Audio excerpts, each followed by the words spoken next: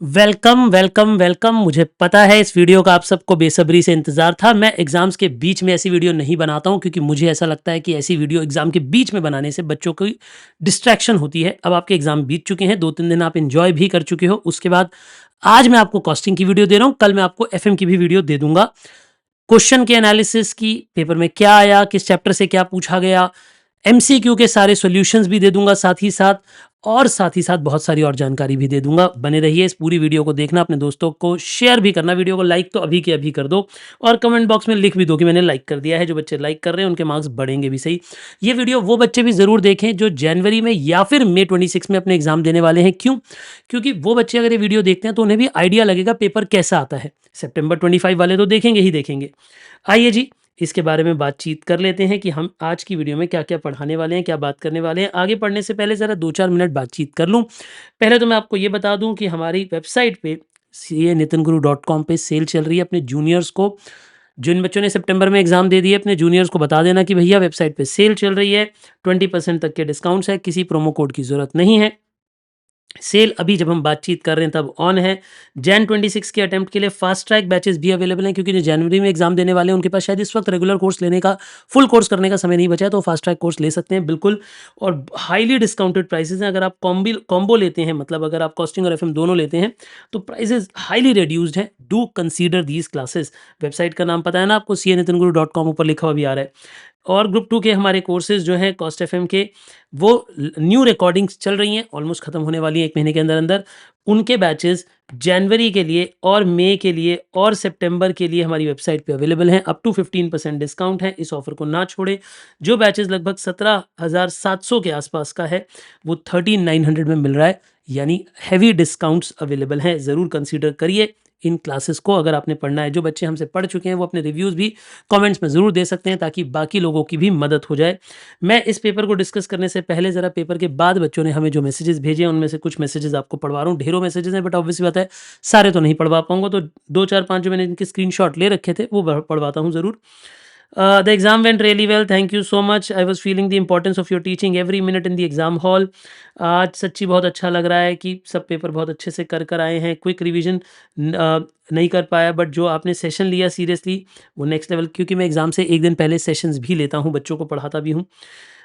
इसी तरीके से कॉस्टिंग का पेपर अच्छा गया, एग्ज़ाम बहुत बढ़िया गए। आइज़ क्लोज़ करके उन्हें मेरी आवाज़ सुनाई दे रही थी एग्ज़ाम हॉल में।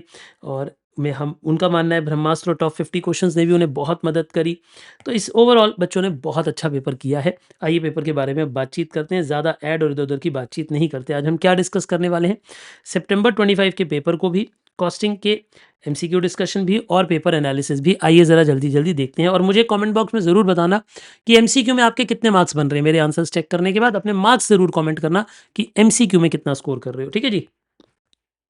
क्वेश्चन नंबर 1 था, कॉस्ट शीट का सिंपल क्वेश्चन था, कोई बहुत ज़्यादा उसमें टीडियस काम नहीं था।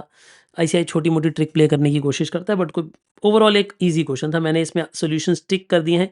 डायरेक्ट एम्प्लॉयी कॉस्ट 15,21,000 होनी चाहिए थी। अच्छा, बाकी सबके ना जो सेट होते हैं वो अलग-अलग होते हैं, तो ये क्वेश्चन ऊपर-नीचे हो सकता है। जैसे इस सेट में जिस बच्चे से मैंने पेपर लिया है, उसका जो क्वेश्चन नंबर 1 है, हो सकता है वो आपके पेपर में क्वेश्चन 3 हो सकता है पेपर क्वेश्चन 5 हो आपके आपके सेट में, तो ऊपर-नीचे हो सकता है बट आंसर्स मोर और लेस सेम ही आएँगे क्योंकि क्वेश्चन सेम ही होता है। ये मैंने प्रॉपर फॉर्मेट के साथ एक अच्छी-सी कॉस्ट शीट आपको बना के दे दी है। आप इस कॉस्ट शीट को मेरे हिसाब से जो बच्चे जनवरी और मई 26 के लिए अटेम्प्ट दे रहे हैं, जिन्होंने पढ़ लिया ऑलरेडी कॉस्ट शीट, वो इस क्वेश्चन को अटेम्प्ट करिए पहले खुद से इस क्वेश्चन को अटेम्प्ट करिए। फिर मेरे सॉल्यूशन के साथ अपने आंसर को रख के मैच करिएगा। मैं डिस्कशन नहीं कर रहा हूँ पूरे सॉल्यूशन का, लेकिन मैंने इसीलिए पूरा का पूरा हैंड रिटन आपको सॉल्यूशन दे दिया है सभी क्वेश्चंस का। तो इसे आप वेरीफाई कर सकते हैं अपने आंसर्स के साथ। प्राइम कॉस्ट का आंसर 75, 86, 600 होना चाहिए था, 82, 600। फैक्ट्री कॉस्ट का आंसर 79, 55, 120 होना चाहिए था। सीओजीएस का आंसर 69, 62, 920 होना चाहिए था। और अमाउंट ऑफ प्रॉफिट 11,20,580 आना चाहिए था। मेरे हिसाब से ये आंसर बनते। आप इसे ज़रूर वेरीफाई कर लीजिए एक बारी, अपने आंसर्स जो आपके आए हैं उनको चेक कर लीजिएगा, आपको पता लग जाएगा आपके एमसीक्यू में कितने मार्क्स बन रहे हैं। ठीक है जी? फिर हम केस सिनेरियो 2 पे आते हैं। केस सिनेरियो 2 की अगर हम बात करें, तो ये भी कोई बहुत हाई लेवल का क्वेश्चन नहीं था, मार्जिनल कॉस्टिंग का सिंपल क्वेश्चन था। आईसीआई ने एक आध जगह छोटी-मोटी ट्रिक प्ले करी है बट वो भी बहुत आसान सी ट्रिक थी। हमने सेल्स निकाल दी, सभी वेरिएबल खर्चों को माइनस कर दिया, कंट्रीब्यूशन आ गई, और फिर सभी फिक्स खर्चों को ऐड करके इधर सब्ट्रैक्ट कर दिया, हमारे पास प्रॉफिट आ गया। पीवी रेशियो निकाल ली कंट्रीब्यूशन बाय सेल से। ब्रेक इवन पॉइंट पूछा था, fix cost by PV ratio से निकाल लिया क्योंकि रुपीज़ में आंसर्स प्रिंटेड है। अब देखो, अब आपको ये कन्फ्यूजन भी नहीं होती है एमसीक्यू में कि sir break even point rupees में निकालूँ या यूनिट में निकालूँ या दोनों में निकालूँ। मैं तो ऐसे क्लास में बोलता हूँ दोनों में निकाला करो, पर यहाँ पे सिर्फ रुपीज़ में क्यों निकाला? क्योंकि चारों ऑप्शन रुपीज़ में ही थे, यूनिट्स में था ही नहीं। फिर उसने बोला कि अगर सेल रिड्यूस हो जाती है 10% तो क्या होगा? मैंने उसे 2 मेथड से सॉल्व कर दिया है, क्योंकि मैं क्लास में भी 2 मेथड सिखाता हूँ कि अगर सेल रिड्यूस हो जाती है तो एक तो डिज़ायर्ड प्रॉफिट वाले फॉर्मूला से भी हम कर सकते हैं। इसे मुझे लिखना चाहिए डिज़ायर्ड सेल, डीपी की जगह मुझे लिख देना चाहिए डीएस, है ना? डिज़ायर्ड सेल, डीएस बनी ना शॉर्ट फॉर्म, तो डिज़ायर्ड सेल ऐसे भी आ सकता है। तो ये फॉर्मूला से भी मैं क्लास में बहुत प्रेफ़र करता हूँ, वरना आप स्टेटमेंट बना के भी कर सकते थे। फिर उसने एक यहाँ छोटी-सी एक ट्रिक प्ले करी, उसने ना कॉस्ट ऑफ प्रोडक्शन पूछा। अब बच्चे को ये ध्यान रखना है कि जब कॉस्ट ऑफ प्रोडक्शन करेंगे, तो उसमें जनरल ओवरहेड और सेलिंग एंड डिस्ट्रीब्यूशन, जनरल और सेलिंग एंड डिस्ट्रीब्यूशन प्रोडक्शन के खर्चे नहीं होते। याद करिए, कॉस्ट शीट पढ़ी है ना आपने? तो कॉस्ट ऑफ सेल अगर पूछता तो सारे खर्चे आते। लेकिन अगर वो कॉस्ट ऑफ प्रोडक्शन पूछेगा, तो उसमें जनरल वाला एडमिनिस्ट्रेशन और सेलिंग एंड डिस्ट्रीब्यूशन के खर्चे नहीं काउंट करने थे। यानी ये 3 खर्चे और ये खर्चा लेना था, तब जाके आपके पास कॉस्ट ऑफ प्रोडक्शन आती। तो कॉस्ट ऑफ प्रोडक्शन में क्या किया? जनरल एडमिन को और सेलिंग ओवरहेड को इग्नोर करना था। जिन बच्चों ने उसे ऐड कर लिया होगा, शायद उनका आंसर गलत आ गया होगा, बट अदरवाइज़ सबने कर लिया होगा। आंसर कौन-कौन से मैंने टिक भी कर दिया है।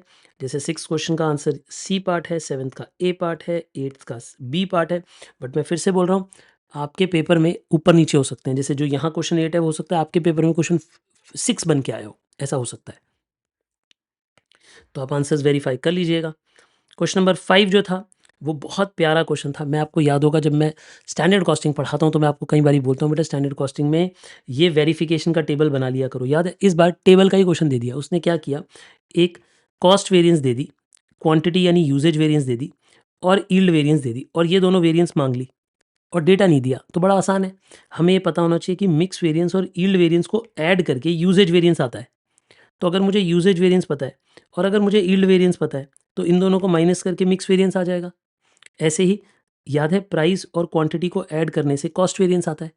तो अगर हमें ये पता है और ये पता है, तो इन दोनों को माइनस कर दो, प्राइस वेरिएंस आ जाएगा। इस तरीके से हमने प्राइस वेरिएंस और मिक्स वेरिएंस निकालना था माइनस करके। I hope it was pretty easy. आप इजीली मैनेज कर सकते थे इसे। फिर क्वेश्चन नंबर 12 था, ये जो हम कंट्रीब्यूशन मार्जिन मेथड पढ़ते हैं, याद है कि जब हमें जॉइंट कॉस्ट को बांटना होता है और अगर जॉइंट कॉस्ट के 2 हिस्से हों, याद करो, अगर जॉइंट कॉस्ट को बांटना होता है, जॉइंट कॉस्ट के 2 हिस्से हों, यानी उसका फिक्स हिस्सा भी हो और वेरिएबल हिस्सा भी हो, तो वेरिएबल को क्वांटिटी की रेशियो में बांट देते हैं और फिर फिक्स्ड वाले को बांटते हैं कंट्रीब्यूशन की रेशियो में। किसकी रेशियो में? कंट्रीब्यूशन। इसे बोलते हैं कंट्रीब्यूशन मार्जिन मेथड। तो हमने वही किया। हमने पहले पता लगाया कि जॉइंट कॉस्ट में वेरिएबल हिस्सा कितना है, जॉइंट कॉस्ट में फिक्स्ड हिस्सा कितना है। फिर हमने दोनों प्रोडक्ट का नाम लिया, उनकी क्वांटिटी लिखी, उनके सेलिंग प्राइस से मल्टीप्लाई करके उनकी सेल निकाल दी। फिर जो क्वांटिटी की रेशियो है, यानी 2:4, तो 2 देखो 2/6 और 4/6, ये इनकी रेशियो हो गई। इस रेशियो में पहले वेरिएबल खर्चे को बांट दिया, पहले वेरिएबल खर्चे को बांट दिया, तो 40 और 80 आ गया। अब सेल में से वेरिएबल खर्चा माइनस कर दो, तो कंट्रीब्यूशन आ गई। तो जो कंट्रीब्यूशन की रेशियो होगी, इस रेशियो में फिक्स्ड वाली जॉइंट कॉस्ट को बांटेंगे। फिक्स्ड वाली जॉइंट कॉस्ट को कंट्रीब्यूशन की रेशियो में बांटते हैं। तो बस कंट्रीब्यूशन की उसने यही पूछा था कि फिक्स्ड कॉस्ट को किस रेशियो में बांटोगे, यही पूछा था। तो 3:2 की रेशियो हो जाएगी। ठीक है जी। फिर 13th क्वेश्चन में उसने पूछा कि भाई ये तो बड़ा आसान सा था, मतलब स्टॉक हमारे पास कितने दिन पड़ा रहता है। इस क्वेश्चन में रॉ मटेरियल कंज्यूम्ड उन्होंने हमें पहले ही दे दिया था, निकालने की ज़रूरत नहीं थी। अगर परचेज दिया होता तो हमें कंज्यूम डिराइव करना था, बट इस क्वेश्चन में डिराइव भी नहीं करना था। तो ये भी काफ़ी आसान था। आपके पास 2 तरीके हैं, या तो जो एफएम का ये वाला फॉर्मूला होता है ना, रॉ मटेरियल होल्डिंग पीरियड, याद है? एफएम में हमने पढ़ा है ना, डब्ल्यूसीएमएन, या तो वो डायरेक्टली लगा के पता लगा लो कि हम रॉ मटेरियल को कितने दिन होल्ड करते हैं। Average stock upon raw material consumed into 360, क्योंकि क्वेश्चन में 360 क्या रखा है। ठीक है? और वरना क्या कर सकते थे? वरना आप ऐसे निकाल सकते थे कि इन्वेंट्री टर्नओवर रेशियो निकाल लेते, और फिर जो इन्वेंट्री टर्नओवर रेशियो आती, देखिए जो आपके पास इन्वेंट्री टर्नओवर रेशियो आती, 360 बाय इन्वेंट्री टर्नओवर रेशियो करके आपके पास रॉ मटेरियल होल्डिंग पीरियड आ जाता है। क्या आ जाता है आपके पास? रॉ मटेरियल का होल्डिंग पीरियड। बोलिए, क्लियर हो गई ये बात? परफेक्ट। फिर अगर हम प्रोसेस कॉस्टिंग की बात करें, तो प्रोसेस कॉस्टिंग में जो क्वेश्चन नंबर 14 था, बहुत सिंपल क्वेश्चन था प्रोसेस कॉस्टिंग का। सिर्फ ये पता लगाना था कि जो अगले प्रोसेस में सामान गया है वो कितनी कीमत पे गया है।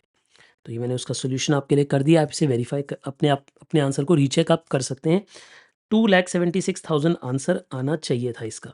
और जो 15th क्वेश्चन है, जो आखिरी एमसीक्यू है, यानी 30 मार्क के एमसीक्यू हैं पूरे, तो उसका आंसर 81,000 था। उस क्वेश्चन में आपने क्या करना था, स्टैंडर्ड हमारे ओवरहेड का क्वेश्चन है। मैंने तो इससे बहुत बड़े-बड़े क्वेश्चन करा रखे हैं आपको कि पहले ओवरहेड पेड दिखाओ, जो फालतू के खर्चे हैं माइनस कर दो तो एक्चुअल ओवरहेड पता लग जाता है। फिर एब्ज़ॉर्ब्ड ओवरहेड माइनस कर दो तो अंडर एब्ज़ॉर्प्शन पता लग जाती है। उसमें से एबनॉर्मल नेचर वाले को कॉस्टिंग पीएल में ले जाते हैं, पर इस क्वेश्चन में एबनॉर्मल नेचर है ही नहीं। तो सिर्फ नॉर्मल नेचर वाला अंडर एब्ज़ॉर्प्शन था, तो उसका सप्लीमेंट्री रेट निकाल दिया। और सप्लीमेंट्री रेट फिर हमने क्या किया, सोल्ड यूनिट से और फिर फिनिश गुड से मल्टीप्लाई कर दिया। तो जो ये पूछा था कि कॉस्ट ऑफ सेल को कितना बढ़ाना है, तो कॉस्ट ऑफ सेल को 81,000 बढ़ाना है, ये पूछा था क्वेश्चन ने। Overall MCQ were pretty straight forward, pretty simple.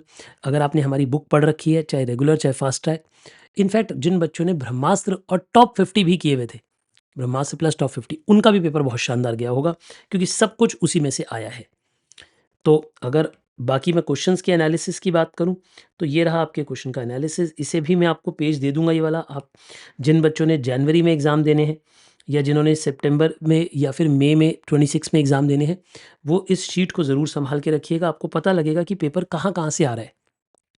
जैसे अगर आप एनालिसिस ध्यान से देखते हैं, तो question number 1A flake budget का है, एम्प्लॉयी कॉस्ट का भी क्वेश्चन आया, स्टैंडर्ड कॉस्टिंग का भी क्वेश्चन आया, service sector costing, overhead, activity based costing, marginal costing, budgetary costing, cost accounting system, material and overhead. तो ओवरऑल ऑलमोस्ट काफ़ी सारे चैप्टर्स में से क्वेश्चन पूछे गए।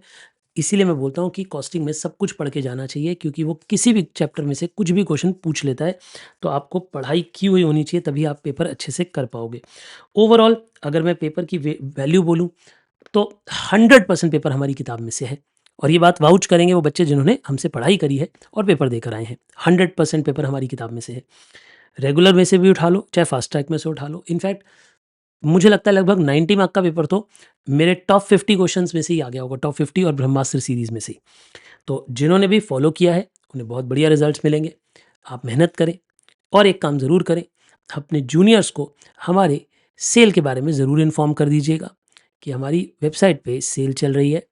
और मैं एक बारी दोबारा से बता दूं, वैसे मैं ये पेपर्स आपके साथ शेयर कर दूंगा, ये वाला पेपर भी और डिस्क्रिप्टिव वाला पेपर भी इकट्ठा क्लब करके इन दोनों को मैं आपके साथ शेयर कर दूंगा।